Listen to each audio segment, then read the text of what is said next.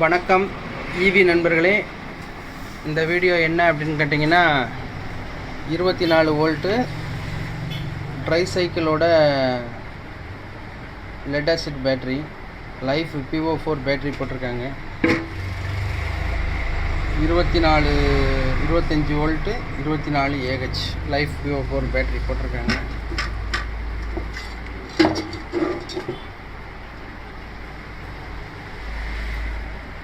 Battery வந்து charge ஏறலை அப்படிங்கிறது தான் கம்ப்ளைண்ட்டு.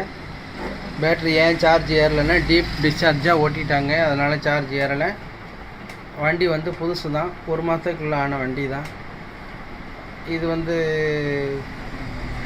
கால் சற்ற கொஞ்சம் குறைபாடு உள்ளவங்களுக்கு கவர்மெண்ட்டில் இருந்தோ தனியார் தொண்டு நிறுவனங்களில் இருந்தோ ஃப்ரீயாக கொடுப்பாங்க. அந்த மாதிரி வண்டியாக இருக்கும். இப்போ நம்ம பேட்ரி பிரித்து ரெக்கவரி பண்ணிகிட்ருக்கோம். ஆனால் அந்த மாதிரி பேட்ரி பேக் பிரித்து நம்ம வேலை பார்க்கும்போது மொத்த கவரையும் பிரிக்கணும். கிஃப்ட் பார்சல் மாதிரி ஏகப்பட்ட பேக்கிங் டேப்லாம் போட்டு பார்சல் பண்ணி தான் நம்ம எடுக்கணும்.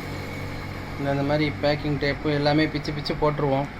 அதனால் திருப்பி வேலை முடிஞ்சு மாட்டினாலும் வேலை முடியாமல் மாட்டினாலும் அந்த பேக்கிங் டேப் செலவே 200 250 வந்துடும். அதனால் வந்து பேட்ரி சர்வீஸுக்குன்னு யாரும் கொண்டு வந்தீங்கன்னா வேலை முடிஞ்சால் சர்வீஸ் சார்ஜ் வாங்கிக்கலாம், அதுக்கு உண்டானது ஓகே. வேலை முடியலைன்னாலும் 200 to 400 செலவு ஆகும். பேட்டரியை பொறுத்து மினிமம் 200 ஆயிரும் அந்த பேக்கிங் வாங்குறதுக்கே.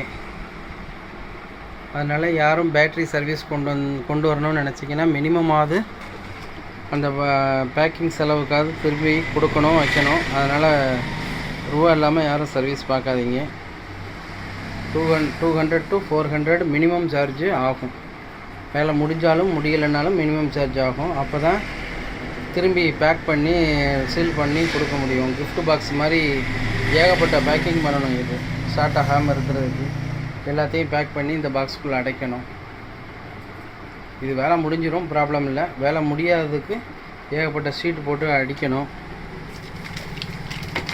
இந்த மாதிரி இருக்கும், ஒவ்வொரு பார்சலாக இருக்கும். இந்த பார்சல் முடிஞ்சு அடுத்து இன்னொரு பார்சல் இப்படி இருக்கும். ஒன்றையும் டேப் போட்டு இந்த மாதிரி டேப் போட்டு தான் ஒட்டணும். ஒட்டி இந்த மாதிரி ப்ளூ கலர் ஷீட்டெல்லாம் போட்டு தான் நம்ம மாட்டுற மாதிரி இருக்கும்.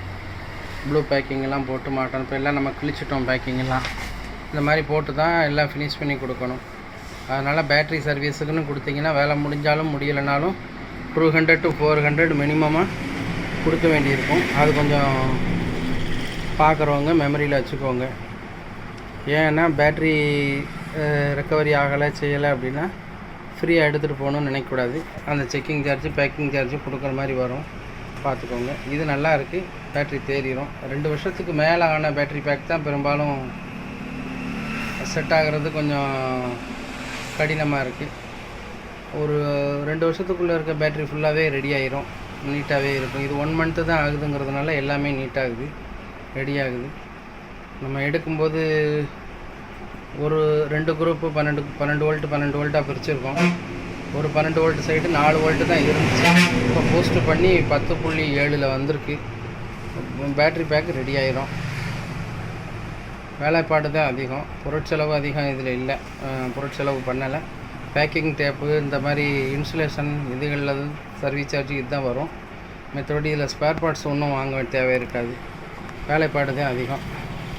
எப்படியும் ஒரு 3 மணி நேரம் 4 மணி நேரம் ஆகும் ரெக்கவரி ஆகிறதுக்கு.